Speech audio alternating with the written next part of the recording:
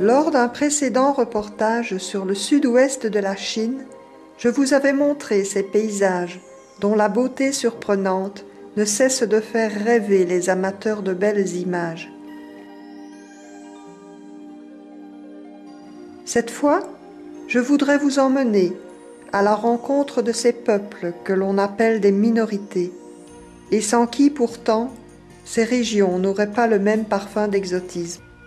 Passage obligé, Kunming, capitale du Yunnan, surnommée la cité de l'éternel printemps. Quitter sa pollution et ses concerts de klaxons est pour moi une véritable délivrance. Je préfère de très loin le calme des campagnes et les paysages plus paisibles. Bien sûr, la campagne, ça se mérite. Il faut avoir le cœur bien accroché lorsque l'on visite les toilettes publiques. C'est accroupi, côte à côte, que l'on fait sur le tas de ceux qui ont fait avant nous, le nez devant la corbeille de papier usagée. Inutile de dire que l'on n'a nulle envie de s'y attarder.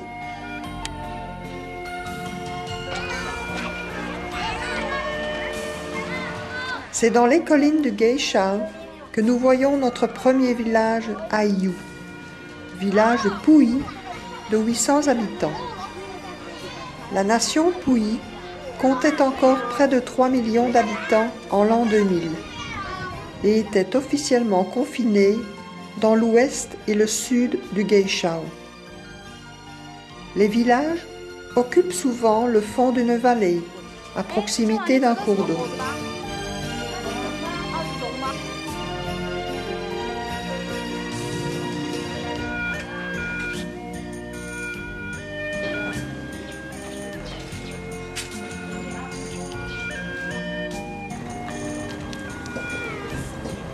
Les Puyi ont la réputation d'être d'excellents agriculteurs.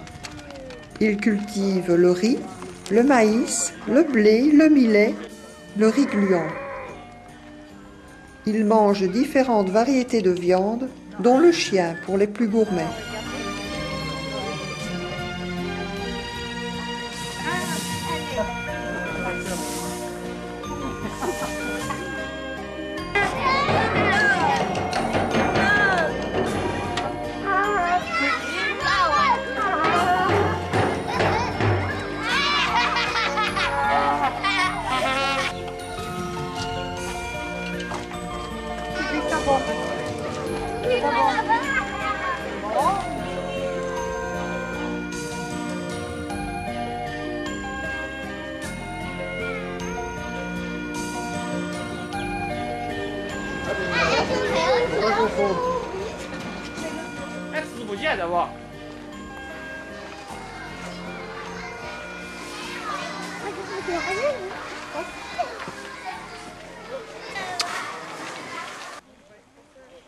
Les maisons sont souvent faites en pierre et sont généralement couvertes de tuiles. Elles ont souvent 2 étages, pièces d'habitation au premier, étables et remises au rez-de-chaussée. Elles sont parfois précédées d'un vaste perron où les femmes vaquent à leurs activités.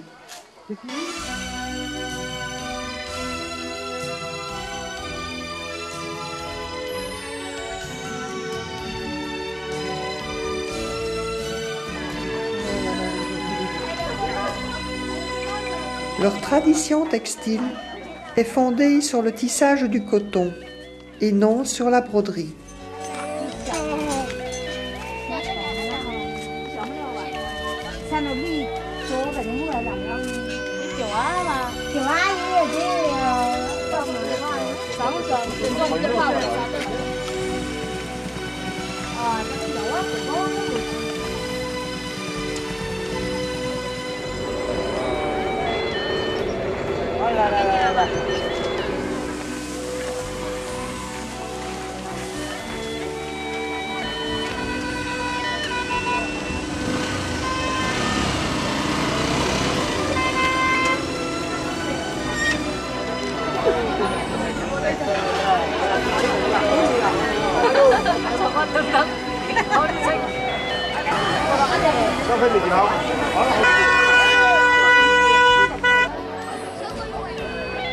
Découvrir un marché local au détour d'un chemin est toujours un grand bonheur.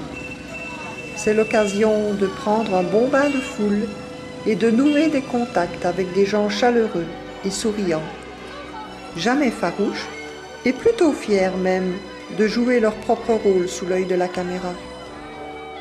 Ici, miaou noir et pouilly se mélangent, vendent ou échangent tissus, viande, épices, produits de la ferme ou légumes.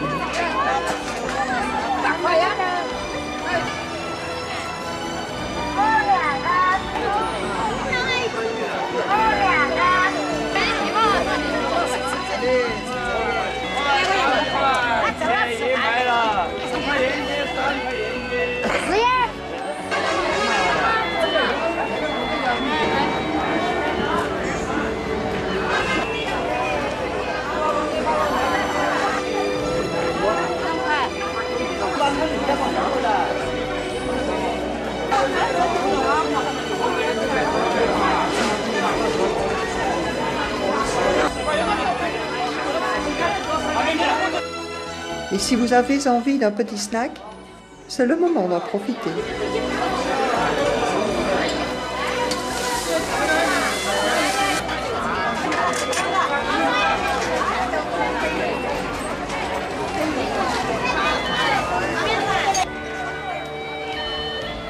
Un peu plus loin, à Luobi, une autre surprise nous attend, un mariage. La famille nous fait l'honneur de nous montrer la chambre nuptiale et le marié nous invite à la fête. Tout le village est là, réuni autour des tables, prêt pour un repas préparé à grand bruit par les cuistots du coin.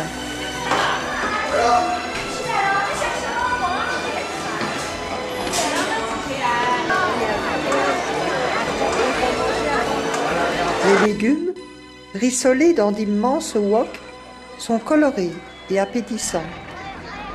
J'y aurais bien goûté, mais il est tard et la route est encore longue.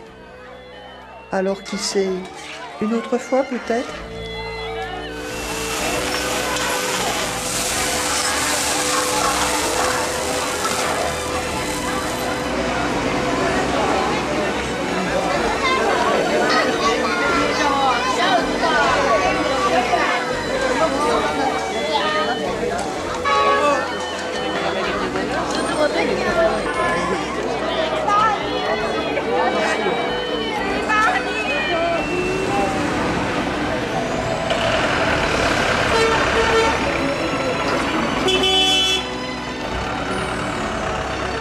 Nous voici à Longja. Une petite visite au centre-ville s'impose avant de partir à la rencontre des miaou.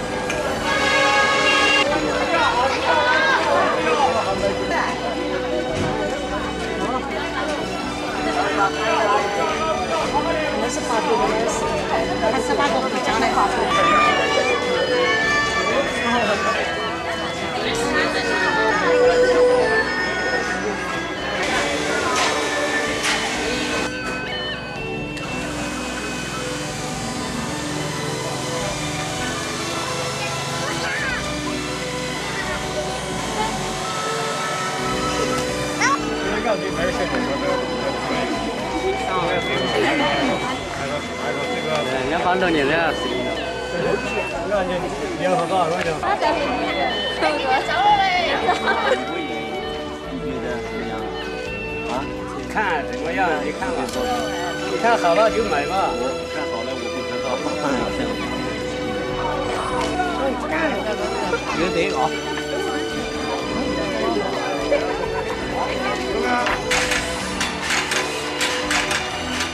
En 2000, les miaou étaient au nombre de 8 940 000, répartis sur les provinces du sud-ouest de la Chine. On distingue parmi eux 5 grandes entités. Les miaou rouges, les miaou noirs, les hmong, les maos et les geichao. Les maisons des villages sont toutes de plein pied, surmontées parfois d'un grenier qui peut faire office de chambre à coucher. Les matériaux sont grossiers, murs en terre sèche ou en bois et toits de chaume.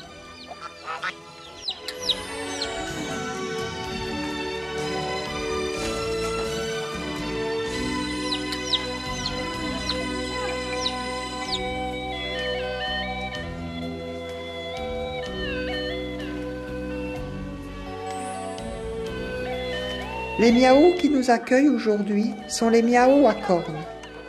Leur parure de tête qui leur a donné ce nom est une paire de cornes taillées dans du bois, passées dans les cheveux. Lors des fêtes, elles sont enroulées d'un impressionnant métrage de postiches en crin de cheval, cheveux, laine et lin noir. Le tout est ensuite sanglé à l'aide de bandes de tissu blanc. Sur leur jupe, les jeunes filles portent une veste ornée de motifs tracés à la technique du batik.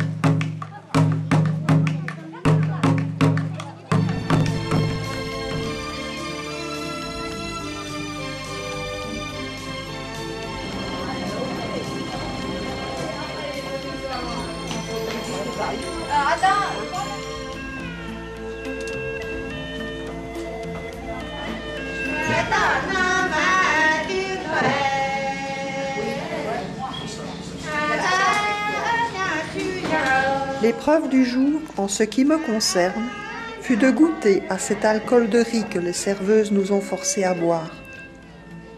Refuser aurait été une offense à la tradition miao, mais que c'était mauvais. Certains, pourtant, avaient l'air de trouver ça bon.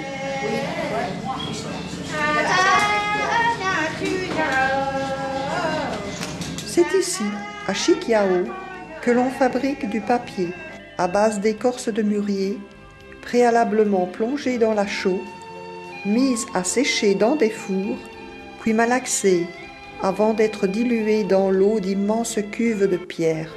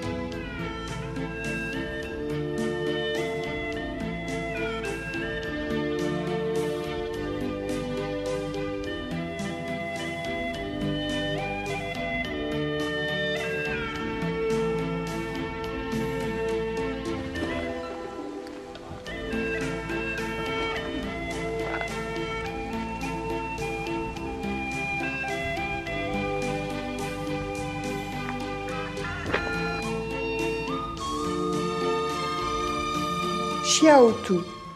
Nous sommes chez le peuple Shuai. Ils habitent un paysage superbe, bordé d'alignements de montagnes, de vallées et de berges plates, entourés de pitons rocheux. Ils étaient 406 900 en 2000. Les terres qu'ils occupent s'élève à une altitude moyenne de 500 mètres. Les Shui ont un sens développé de l'hospitalité. La famille est placée sous l'autorité unique du maître de maison. Quant aux femmes, elles ont un statut de subordonnée.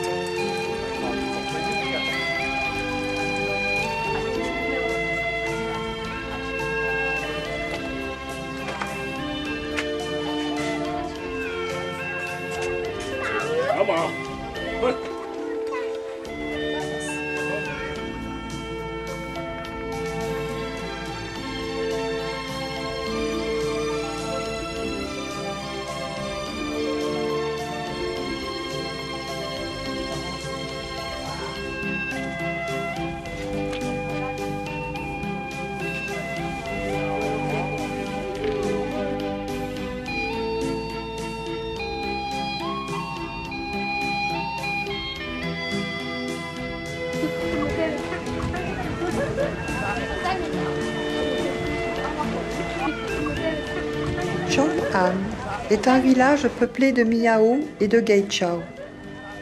Ce village a connu au XXe siècle une activité florissante grâce au trafic fluvial du bois sur la rivière Chong'an. Les repas pris dans les restaurants locaux sont considérés à raison comme des moments à haut risque. Il ne s'agit pas ici d'être trop pointilleux sur l'hygiène ou sur la diététique. On préfère parfois fermer les yeux lorsque l'on passe devant les cuisines où bols en plastique, wok et ustensiles non lavés traînent non loin des toilettes. Au marché, c'est l'occasion de rencontrer des gaichao et de se baigner dans une foule bruyante une fois de plus.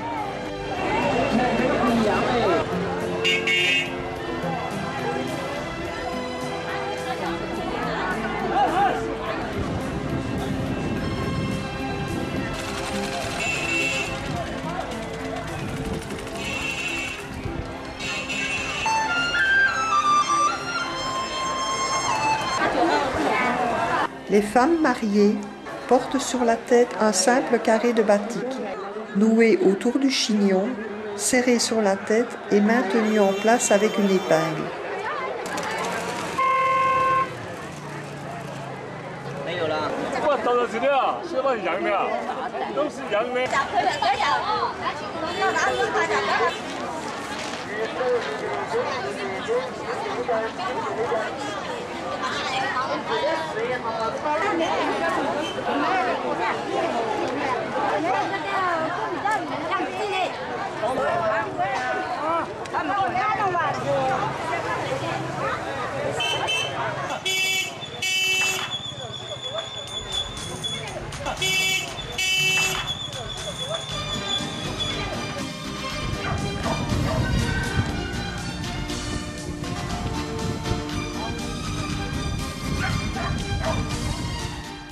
Dans les villages gaichao, le visiteur est accueilli avec des couennes de lard pimenté et de l'alcool de riz. Cette fois, j'ai pu échapper à l'alcool, mais pas à la couenne, hélas. Oh mes aïeux, ça pique.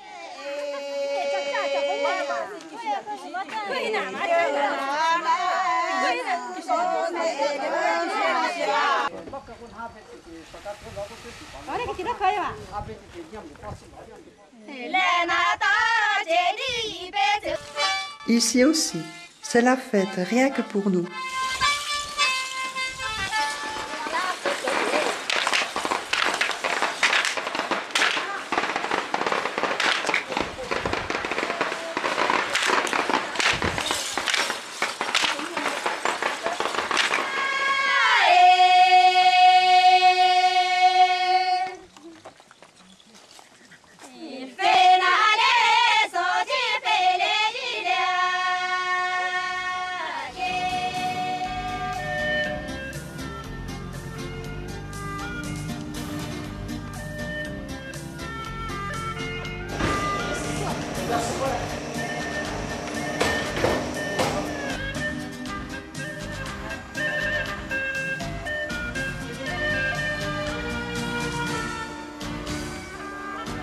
Datang, premier contact avec la civilisation des Tang. En 1995, ils étaient encore 3 millions, répartis pour moitié dans le Guizhou. Agriculteurs en rizières irriguées, les Tang produisent du riz, du blé, du millet, des patates douces et du maïs. Ils cultivent le coton, le tabac, le colza, le soja, le thé et le thé oléagineux avec lequel les femmes s'enduisent les cheveux.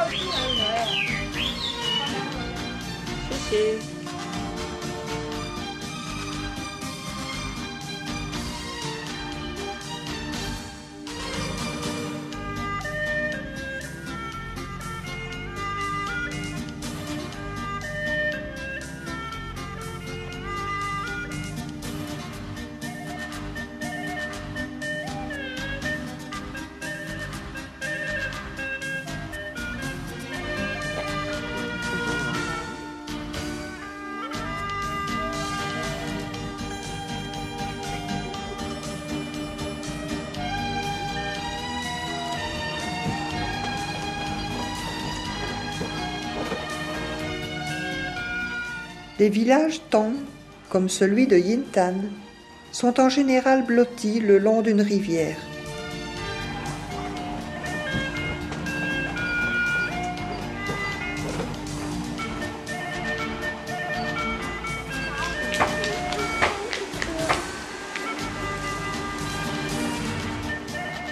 Des tours de guet, comportant une dizaine d'étages, sont dotés d'un tambour pour alerter la population en cas de danger.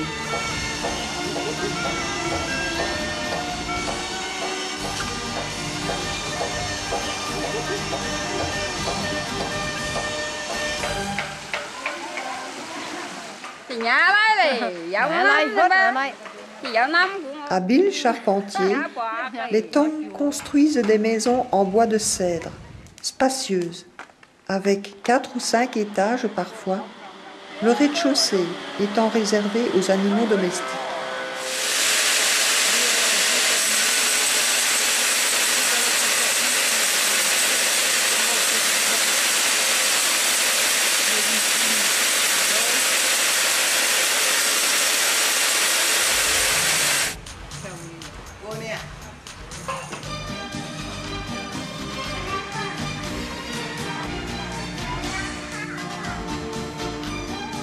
Les Tang tissent eux-mêmes leurs étoffes, les baignent dans une teinture indigo, puis les lustrent au blanc d'œuf.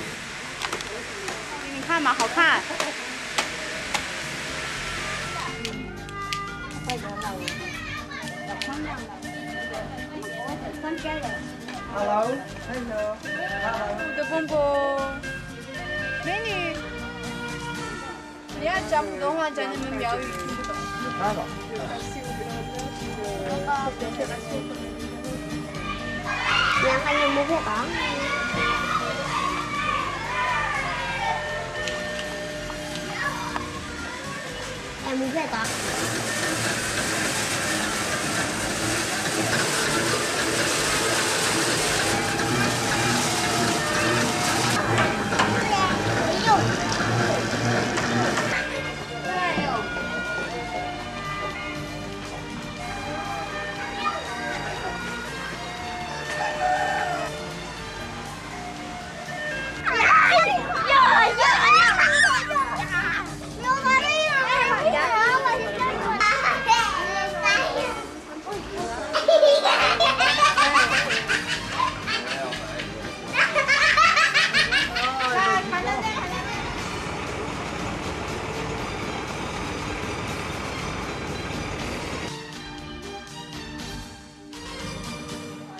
Ici, à mon grand soulagement, la boisson traditionnelle n'est pas de l'alcool, mais du thé à l'huile. Les feuilles de thé sont saisies à l'huile ou au saindoux, puis jetées dès que la graisse est parfumée. Celle-ci est alors arrosée d'eau et portée à ébullition. Le village de Chengyang est un superbe village Tong, bordé par la rivière Linxi. Il a fallu 12 ans pour construire son célèbre pont de la pluie et du vent, long de 70 mètres. Ces ponts sont ainsi nommés en souvenir d'un dragon, maître de la pluie et du vent, qui aurait jadis sauvé de la noyade une jeune femme tombée dans la rivière.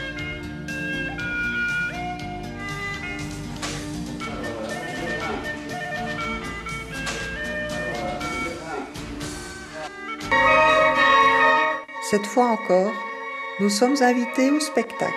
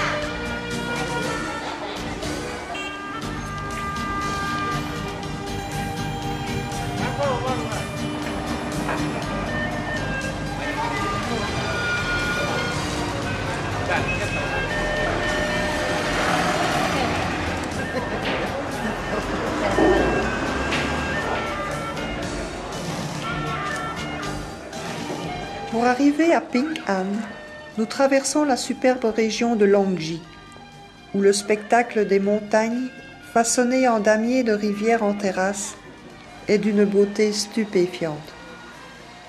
Nous comprenons pourquoi les Zhuang surnomment cette contrée l'échine du dragon. Les Zhuang étaient encore 16 179 000 en 2000. Ils se répartissent sur le Guangxi, le Yunnan oriental et le Guizhou. En montagne, la maison est sur pilotis. Elle est spacieuse, aérée, couverte d'herbes à paillotes ou de tuiles en bois. En altitude, les villages sont établis au sommet d'un piton découpé en rizières en terrasse. Les Zhuang, monogames, vivent en famille restreinte. Bien peu d'entre eux réunissent assez de générations pour constituer une famille étendue. La condition de la femme chez les Zhuang est subordonnée à celle de l'homme.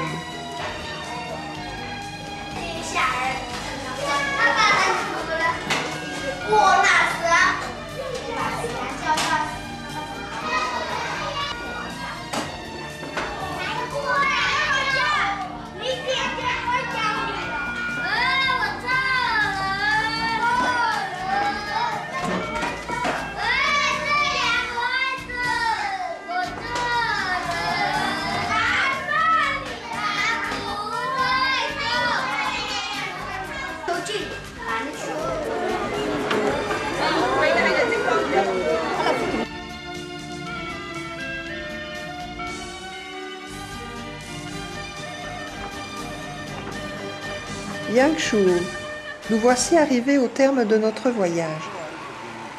Yangshuo est sa rue piétonne principale bordée de bars, restaurants et boutiques à souvenirs m'exaspère quelque peu. Mais je dois reconnaître qu'il fait bon y goûter à quelques heures de repos, après ce long périple dans les campagnes, hors des sentiers battus.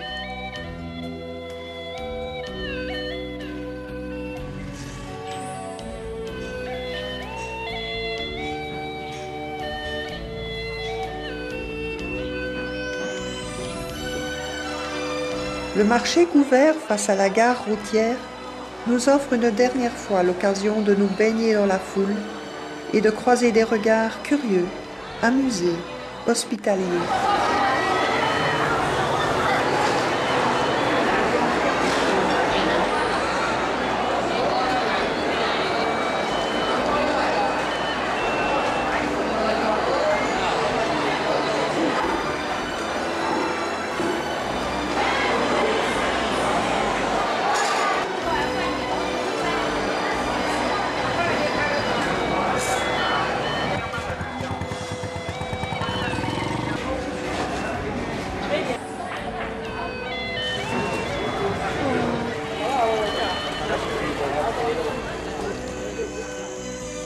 Savourons une dernière fois le spectacle de ces pitons rocheux, de ces collines karstiques dignes des plus belles cartes postales.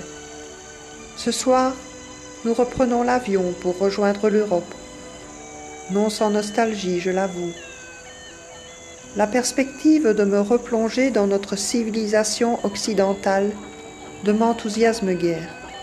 Et pourtant, il faut bien y revenir pour avoir le bonheur un jour de reprendre un nouveau départ pour une contrée encore plus lointaine et qui sait, encore plus insolite.